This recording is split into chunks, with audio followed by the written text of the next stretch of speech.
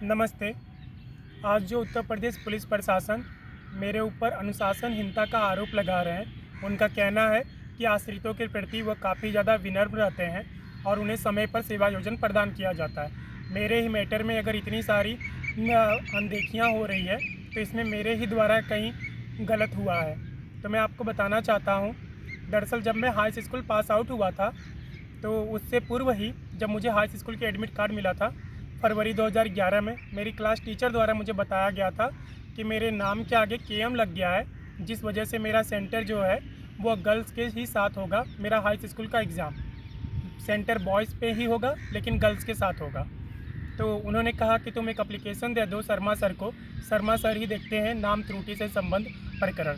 तो उनके कहने पर मैंने शर्मा सर को एप्लीकेशन दिया। साथ ही उसी एडमिट कार्ड में मेरी माँ के नाम में भी त्रुटि था। मैंने उन्हें प्रार्थना पत्र दिया कि सर मेरी माँ के नाम में भी त्रुटि है, साथ ही मेरे नाम के आगे केएम लगा है। तो सर ने बोला कि तुम बेटा अच्छा एग्ज़ाम दे देना हाई स्कूल का, बाकी तुमने एप्लीकेशन दे दिया है तो मैं इस त्रुटि को तुम्हारा संशोधन करा दूंगा। तुम्हारी माँ का नाम भी त्रुटि सही हो जाएगा, साथ ही तुम्हारे नाम के आगे से केएम भी निकल जाएगा जब रिज़ल्ट तुम्हें प्राप्त होगा। किंतु ऐसा कुछ नहीं हुआ। जून 2011 में जब रिज़ल्ट डिक्लेयर हुआ तो मेरे नाम के आगे केएम लगा था, साथ ही मेरी माँ का भी नाम में त्रुटि था। और जुलाई 2011 में जब मैं रिज़ल्ट लिया तब भी यही त्रुटि था। तो मुझे बताया गया कि त्रुटि है बेटा, हम इसे संशोधन करा देंगे, किंतु तुम अपना ट्रांसफ़र सर्टिफिकेट ले लो, इसमें नाम सही है। मैंने बताया सर नाम में इसमें भी मेरी माँ का नाम में त्रुटि चल रहा है। तो उन्होंने कहा कि हमारे विभाग में जो मेंशन है उसमें तो नाम तो सही है, यहाँ पर तो किसी तरह की बेटा त्रुटि नहीं है, तुम देखो ट्रांसफ़र सर्टिफिकेट में यही लिखा है 2006 से।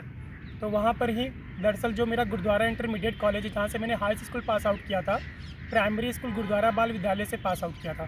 दोनों स्कूल सेम ही थे, एक ही डिपार्टमेंट से रिलेटेड थे, गुरुद्वारा स्कूल था। तो जैसे ही प्राइमरी में पास आउट हुआ, ट्रांसफ़र सर्टिफिकेट मिला, मैंने 6th स्टैंडर्ड में जाके सबमिट कर दिया। किसी ने भी नहीं देखा कि नाम में त्रुटि चल रहा है। और 3rd 4th 5th स्टैंडर्ड में जब हमें मार्कशीट मिलती है तो उसमें कभी भी माँ का नाम मेंशन नहीं रहता है, सिर्फ पिता का नाम मेंशन रहता है। 6, 7, 8 स्टैंडर्ड में भी यही प्रोसेस फॉलो हो रहा था। कभी भी माँ का नाम मार्कशीट में लिखा ही नहीं जाता था, सिर्फ पिता का नाम ही लिखा जाता था। तो जब मुझे पिता का नाम सही मिलता था तो मैं मानता था कि मेरी माता का नाम भी सही चल रहा है। जुलाई 2011 में जब मुझे पता चला मेरी माँ का नाम प्राइमरी स्कूल से ही त्रुटि चल रहा है, तो मैंने प्राइमरी स्कूल में भी जाकर संशोधन के लिए अनुरोध किया। मैंने वहाँ भी प्रार्थना पत्र दिया, किंतु मेरा जो हाई स्कूल के जो प्रिंसिपल थे वो त्रुटि को संशोधन करने से साफ साफ मुकर गए थे। उनका कहना था यह नहीं हो सकता है, तुम्हें फिर से हाई स्कूल का एग्ज़ाम देना है। मैंने उन्हें रिक्वेस्ट किया कि सर मैं फिर से क्यों मैं एग्ज़ाम दूँ, मेरा साल फिर से स्पॉइल हो जाएगा, तो वह बात नहीं मान रहे थे। तो उस समय जो शिक्षा अधिकारी थे उत्तर प्रदेश के, मैंने उनके पास शिकायत किया। उनके जो भाई थे वो रिलेटिव में आते हैं, उन्होंने फिर प्रधानाचार्य से बात किया, तब जाकर प्रधानाचार्य माने और उन्होंने फिर त्रुटि में संशोधन करने में सहयोग किया। किंतु वो सहयोग भी नहीं था, उन्होंने सिर्फ बस एक एप्लीकेशन पर त्रुटि को संशोधन करने के लिए अंत में माने, वो भी सितंबर 2011 में। जुलाई 2011 सितंबर 2011 तक मुझे सिर्फ बस दौड़ाते रहे अपने स्कूलों में कि यहाँ जाओ वहाँ जाओ, कि इसे इतना ज़्यादा तोड़ देंगे कि यह अंत में खुद ही छोड़कर मान जाएगा कि फिर से इसे हाई स्कूल का एग्ज़ाम देना है। किसी ने सहयोग नहीं किया था। प्राइमरी स्कूल की मेरी जो टीचर थी उन्होंने सहयोग किया, उन्होंने एफिडेविट लिया, एफिडेविट के थ्रू उन्होंने नाम करेक्शन पर अपनी सहमति जताया। और उसी समय जो नाम की त्रुटि थी, मैंने एक affidavit police line Churk Sonbhadra में भी सबमिट किया कि मेरी माता का नाम में त्रुटि चल रहा है तो उसे संशोधन कराया जा रहा है। तो मैंने अपना हाई स्कूल का मार्कशीट 2011 में ही पुलिस लाइन चुर्क सबमिट कर दिया था एसपी ऑफिस सोनभद्र में कि समय पर मुझे सेवा योजन प्रदान किया जाए। और यह प्रोसेस लगातार फॉलो हुआ, लेकिन किसी ने भी सहयोग नहीं किया था। नवंबर 2011 में बोर्ड ऑफिस से किसी तरह से मेरा नाम संशोधन होकर मिला, किंतु मेरे नाम की त्रुटि नहीं संशोधन हुआ था, सिर्फ मेरी माता का त्रुटि संशोधन हुआ था जहां पे उनका नाम करेक्शन होना था। और नवंबर 2011 में ही मुझे ट्रांसफ़र सर्टिफिकेट में नाम त्रुटि सही करके मिला और मैंने जाकर उसे जीआईसी इलाहाबाद में नवंबर 2011 में सबमिट किया। मेरा नवंबर 2011 में जीआईसी इलाहाबाद में 11th में नाम रजिस्टर हुआ, जबकि सभी का नाम जुलाई 2011 में ही रजिस्टर हो जाता है। मेरा नवंबर 2011 में रजिस्टर हुआ पक्का नाम। इसके बाद जब 2013 में मैं इंटरमीडिएट पास आउट हुआ, तब मैंने फिर से क्वेश्चन किया कि सर अभी तक मेरे नाम से केएम नहीं हटा है हाई स्कूल्स का, तो उन्होंने फिर किसी तरह का सहयोग नहीं किया। उन्होंने फिर वहाँ पर जाकर एफिडेविट दिया और यही एफिडेविट मैं पुलिस लाइन चुर्क में भी सबमिट किया। कोई भी सहयोग नहीं कर रहा था और यह प्रोसेस के साथ ही फिर मैं वहाँ गया भर्ती बेसिक शिक्षा अधिकारी के पास। मुझे बोला गया कि मैं उनके पास जाकर अनुरोध करूं, लेकिन एफिडेविट के थ्रू फिर मेरे हाई स्कूल के प्रधानाचार्य ने अपनी सहमति जताया और उनके बाद फिर मैं माध्यमिक शिक्षा परिषद वाराणसी गया। वहाँ पर मैंने जब पत्र दिया, फिर वहाँ पर मैं किसी से मिला जो पैसे के थ्रू यह प्रकरण कर सकते थे, तो मैंने वहाँ पे पैसे दिया, लेकिन वो भी इसे करेक्शन नहीं करा पाए। तो मुझे अंत में सचिव से मिलना पड़ा, फिर वो माने और उन्होंने त्रुटि को संशोधित किया। यही त्रुटि फिर इंटरमीडिएट में भी चल रहा था। वहाँ पे मेरे नाम के आगे से कैपिटल पी हट गया था, प्रभावती में से पी वर्ड हट गए थे। तो उसके लिए भी फिर मैंने माध्यमिक शिक्षा परिषद इलाहाबाद में भी जाकर संशोधन के लिए प्रार्थना पत्र दिया और मेरा संशोधन होके दिसंबर 2013 में मार्कशीट सही हो गया था, हाई स्कूल का भी और इंटरमीडिएट का भी। और इसी आधार पर मैं तकरीबन माध्यमिक शिक्षा परिषद वाराणसी, माध्यमिक शिक्षा परिषद इलाहाबाद 40-50 बार मैं चक्कर काट चुका था। तो सभी को यहाँ पे मालूम हो गया था कि मेरा मृतक आश्रित सेवा योजन प्रकरण चल रहा है। सभी ने कहा था कि बेटा जैसे ही यहाँ पर आएगा लेटर पुलिस लाइन चुर्क से, तो हम उसे सीधा भेज देंगे। तुम्हारा नाम यहाँ पर सभी को याद हो गया कि तुम ही देवमणि पाठक हो, तो बेटा जब तुम्हारी सर्विस लग जाएगी तो तुम हमें लड्डू खिला देना, इससे ज़्यादा और कुछ नहीं चाहिए। तो वहाँ पर सभी को मालूम था कि मेरा उत्तर प्रदेश पुलिस विभाग में सेवा योजन होना है और सत्यापन के लिए आएगा एक लेटर उनके पास कार्यालय पुलिस अधीक्षक सोनभद्र द्वारा। हाई स्कूल का उन्होंने माध्यमिक शिक्षा परिषद वाराणसी पहुंचाया और 1 महीने में ही सत्यापन होकर हाई स्कूल ने उनके पास दे दिया। साथ ही उनका कहना है कार्यालय पुलिस अधीक्षक सोनभद्र का कि दिसंबर 2013 से वो माध्यमिक शिक्षा परिषद प्रयागराज में लेटर दे रहे थे मेरे नाम का संशोधन होने के लिए और उन्हें संशोधन मिल नहीं रहा। और मैं जब फरवरी मार्च में जाकर वहाँ पता किया 2014 में, तो उनका कहना बेटा कोई लेटर नहीं भेजा है माध्यमिक शिक्षा परिषद कार्यालय में, कार्यालय पुलिस अधीक्षक सोनभद्र द्वारा, वो तुम्हें गुमराह कर रहे हैं। अगर वो लेटर भेजेंगे बेटा हम तुरंत यहाँ से सत्यापन करा देंगे, हम पर निश्चिंत रहो, विश्वास रखो, विभाग के लेटर यहाँ पे डिलीट नहीं होते हैं। किंतु उन्होंने अपने रिकॉर्ड में दिखाया है कि वो बार बार लेटर भेज रहे हैं नवंबर 2014 तक और सत्यापन होकर नहीं मिला। अंत में मैंने सत्यापन होकर दिया। ये जो है आपको करेक्शन जो दिख रहा है ये डॉक्यूमेंट है, मैंने ये सत्यापन से ही रिलेटेड डॉक्यूमेंट है मेरे हाई स्कूल और इंटरमीडिएट के। साथ ही प्राइमरी में जो मेरा नाम ट्रांसफ़र सर्टिफिकेट में नाम में त्रुटि थी उनका भी संशोधन हुआ था सन 2011 में। तो ये डॉक्यूमेंट थे जो मुझे संशोधन कराने थे। मुझे माध्यमिक शिक्षा परिषद में साफ साफ कहा गया था कि बेटा यदि कोई लेटर आएगा वो सत्यापन होकर चला जाएगा, विभाग के लेटर में डिलीट नहीं होगा, तो तुम निश्चिंत रहो, जब भी तुम्हारा लेटर आएगा सत्यापन हो जाएगा। किंतु कोई लेटर टाइम पर कार्यालय पुलिस अधीक्षक सोनभद्र ने माध्यमिक शिक्षा परिषद इलाहाबाद नहीं भेजा था। उन्होंने अपने रिकॉर्ड में सिर्फ झूठे डेट मेंशन किए हैं, क्योंकि मैंने उनसे उसका डिस्पैच नंबर मांगा था जो मुझे नहीं दिया गया था।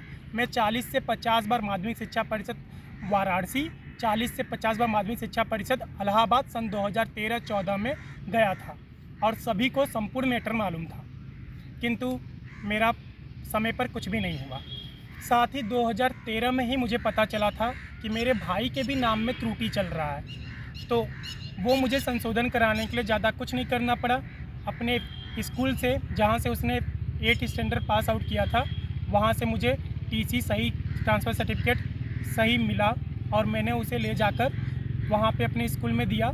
तो वहाँ का जो पियोन था उन्होंने मुझसे 3000 रुपये लिए, वो गए नाम सही कर दिए। कुछ नहीं करना पड़ा, ना मुझे देना पड़ा कि एफिडेविट देना पड़ा, ना ही प्रिंसिपल सर को एप्लीकेशन देना पड़ा, ना ही बेसिक शिक्षा अधिकारी के पास जाकर एप्लीकेशन देना पड़ा था। कुछ नहीं करना था, सिर्फ 3000 रुपये में सारा प्रोसीजर पूरा हो गया था।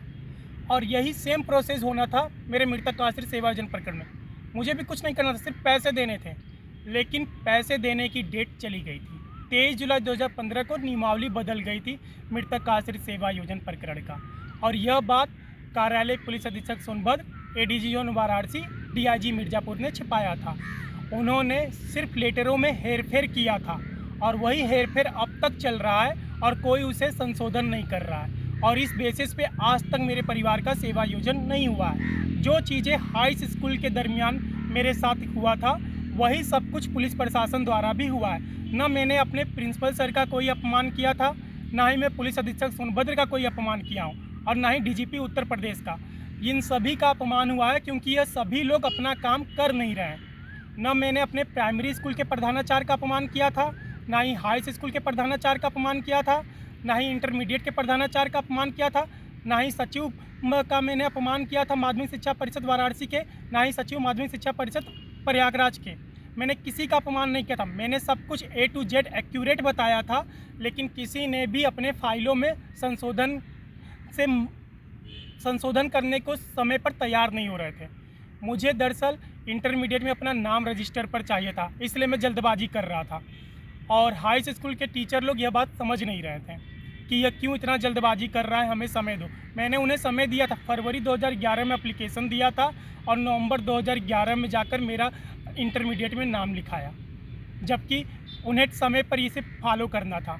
और जब यह प्रोसेस चला था मृतक आश्रित सेवा योजन प्रकरण का, मेरा फाइल जनवरी 2014 में पूरा हो गया। पूरा समय मिला था इन्हें एसपी ऑफिस सोनभद्र को फाइल पहुंचाने का, लेकिन उन्हें पैसे चाहिए थे या नहीं चाहिए थे वह बात अलग है। उन्होंने फाइल समय पर पहुंचाया नहीं और वो सारी फाइलें बनाने के लिए मैं 400 से अधिक बार एसपी ऑफिस सोनभद्र सन 2010 से 2014 तक यात्रा किया था। लगातार मैं जाता था।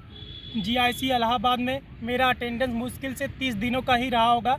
मेरा अक्सर नाम कट जाता था रजिस्टर से। मुझे एप्लीकेशन देना होता था। एप्लीकेशन के बाद मेरा नाम फिर से री रजिस्टर होता था, क्योंकि मैं स्कूल 2011 से 2013 के बीच में मुश्किल से 30 दिन ही गया था। उसके बाद मेरा कोई स्कूल नहीं था इंटरमीडिएट का, और यह प्रोसेस लगातार चलता रहा। मुझे जल्द से जल्द सेवा योजन होना था। मैंने सारा प्रोफार्मा फॉलो किया था। आज मुझे कह रहे हैं कि बेटा 2014 में भर्ती निकली थी कांस्टेबल वाली, तुम उसे क्यों नहीं डाल दिए थे? तुम्हारे अंदर इतनी तो एबिलिटी थी, तुम उसे डाल देते, तुम्हारा 2014 में कांस्टेबल में सेवा योजन हो जाता। अभी निकली थी एसआई की भर्ती, वो तुम डाल देते। इससे अभी फिर निकलेगी कांस्टेबल की भर्ती, वो डाल दो। सबको मालूम है, सब लोगों ने मेरा एज लिमिट जो था उसे क्रॉस करा दिया है इसी प्रोसेस में। आज एडीजी सर स्थापना मुझसे कह रहे हैं कि उन्हें 1 माह का और समय दे दूं तो वह इस प्रकरण पर स्पष्ट जांच करा देंगे। सर, एडीजी स्थापना 20 अक्टूबर 2022 से हैं। अगर उन्हें जांच ही करनी थी 20 अक्टूबर 2020 से हैं एडीजी स्थापना के पद पर। 20 अक्टूबर 2020 से ना जाने कितने लेटर इनके पास गए। फरवरी 2023 में अभी मैं इनसे मुलाकात किया हूँ, वही लेटर सेम आज मैं उन्हें जाकर दिया हूँ, और यह बोल रहे हैं कि इस पर इन्हें अभी 1 माह का और समय चाहिए। सर, समय आप ले रहे हो 1 माह का, ज़िंदगी मेरा वो मेरे फैमिली की बर्बाद हो रही है। आपका सर कुछ नहीं जा रहा है। आप आज एडीजी स्थापना हो, भविष्य में आप डीजीपी उत्तर प्रदेश भी बनोगे। आपका सर कुछ नहीं जा रहा है। आप आज भी सरकारी पैसे पा रहे हो अपने पॉकेट में, मेरा फैमिली नहीं पा रहा है। मेरी फैमिली कष्ट में है, आपकी फैमिली कष्ट में नहीं। आपने कहा था कि अगर आप सही तरह से जांच करा दोगे कि मेरे फैमिली के पास कितना ज़मीन है, क्या कैसे मेरा फैमिली सर्वाइव कर रहा है, कितनी इनकम है, बैंक में कितने बैलेंस है, तो यह मृतक आश्रित सेवा योजन से पूरी तरीके से मेरा फैमिली वंचित हो जाएगा। सर, यही प्रोसेस आप 2010 में क्यों नहीं फॉलो कर लिए थे जब मेरे पापा की डेथ हुई थी? आप लोगों ने फंड के पैसे दिए थे डिपार्टमेंटल, वो पैसे तो बहुत ज़्यादा ही थे ना, तो उस बेसिस पे सर आप लोग हम लोगों को सेवा योजन देते ही नहीं। सर, आप बोल क्या रहे हो? सर, आपको मालूम भी है? आप सर बोल रहे हो कि आप जो शब्द मुझे बोलोगे मुझे बुरा लगेगा। सर, बुरा लग रहा है। सर, बुरा इसलिए लग रहा है क्योंकि जब मेरे पापा की डेथ हुई थी मैं उस समय 15 वर्ष का था। 18 वर्ष का 5 वर्ष के अंदर हुआ था और मेरे परिवार की आर्थिक स्थिति बहुत ज़्यादा दयनीय थी। मैं सर ये नहीं सुनना चाहता कि बाबू ने गलत किया, किसने क्या गलत किया। आप भी सर गलत ही कर रहे हो। आप 20 अक्टूबर 2020 से एडीजी पर स्थापना के पद पर हो, आपको संपूर्ण मैटर मालूम है, फिर भी आप मुझसे 1 माह का समय मांग रहे हो। सर, यदि आपको प्रकरण करना है तो 2 दिन या 3 दिवस में ही आप प्रकरण का निवारण कर सकते हो। आपको सब कुछ रटा हुआ है, लेकिन फिर भी आप बोल रहे हो कि हमें बहुत सारे काम है, हम यह मैटर नहीं जानते। सर, जब नहीं जानते हो तो सर किसी और को ट्रांसफ़र करो ना।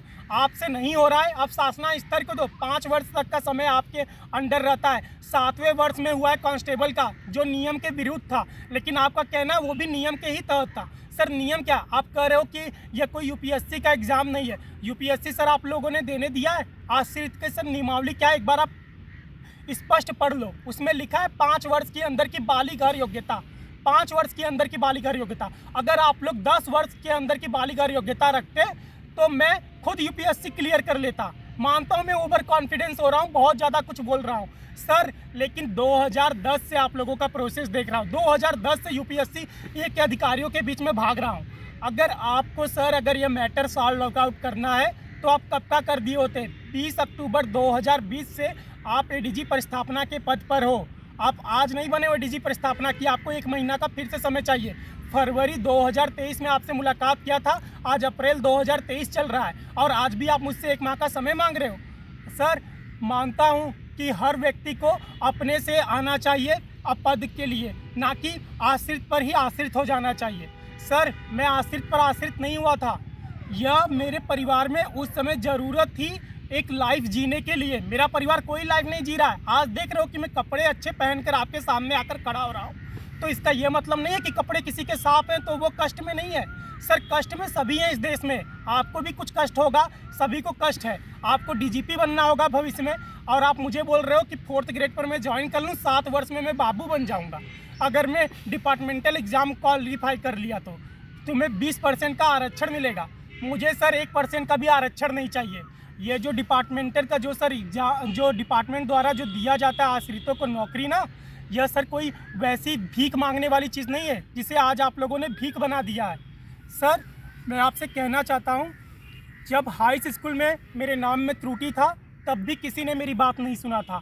आज आपके डिपार्टमेंटल के फाइल में त्रुटि चल रही है, आज आप लोग भी नहीं सुन रहे हो। आप अगर चाहो तो उस त्रुटि को दूर कर सकते हो। आप बाबू पर सारा मैटर मत फाड़िए कि बाबू ने गलत किया है इसलिए सेवा योजना नहीं हुआ। गलत सर आप भी कर रहे हो, गलत आपसे पूर्व जो एडीजी प्रस्थापना थे उन्होंने भी किया है, डीजीपी जो पूर्व में थे उन्होंने भी गलत किया। मैंने किसी के भी विषय में कुछ भी गलत नहीं बोला है।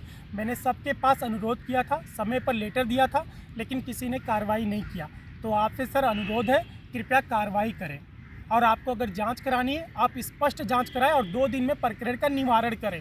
आप फरवरी में भी 1 माह का समय मांगे थे, आज अप्रैल चल रहा है सर, आप 1 माह का समय नहीं ले सकते हैं। धन्यवाद।